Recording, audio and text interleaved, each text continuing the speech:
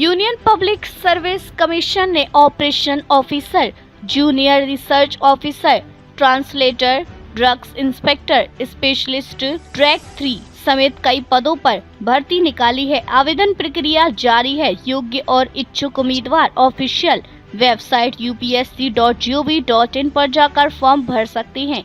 Application form भरने की आखिरी तारीख 12 जून 2025 है।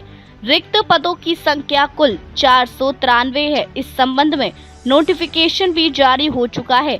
इसमें पात्रता, चयन प्रक्रिया, फीस समेत अन्य जानकारी विस्तार में दी गई है, इसलिए सभी उम्मीदवारों को इसे अच्छे से पढ़ने की सलाह दी जाती है। जनरल, EWS, OBC उम्मीदवारों को 25 रुपए शुल्क का भुगतान करना होगा। वहीं महिला, SC, ST और PWD कैटेगरी के कैंडिडेट्स को फीस भुगतान से छूट प्रदान की गई है। Net banking, debit card, credit card, UPI के जरिए शुल्क पेमेंट कर सकते हैं। रिक्त पदों की संख्या UPSC रिक्वायरमेंट 2025।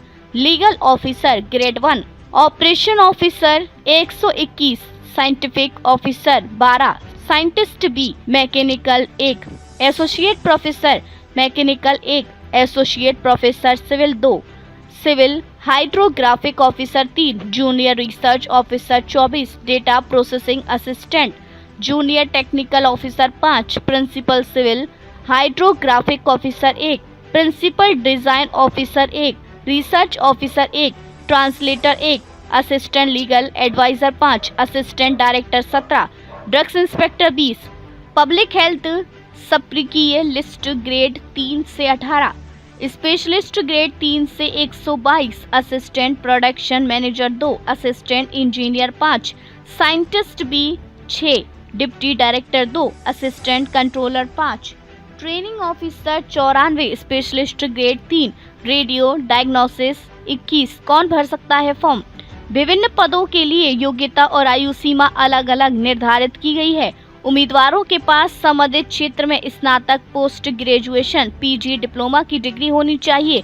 कुछ पद के लिए अधिकतम आयु सीमा 35 वर्ष तो किसी के लिए 50 वर्ष है। सरकारी नियमों के तहत SC, ST को 5 वर्ष और OBC को 3 वर्ष की छूट आयु सीमा है। इसके अलावा संबंधित क्षेत्र में अनुभव भी होना चाहिए। कैसे होगा चयन? उम्मीदवारों का चयन इंटरव्यू और दस्तावेज सत्यापन के आधार पर होगा।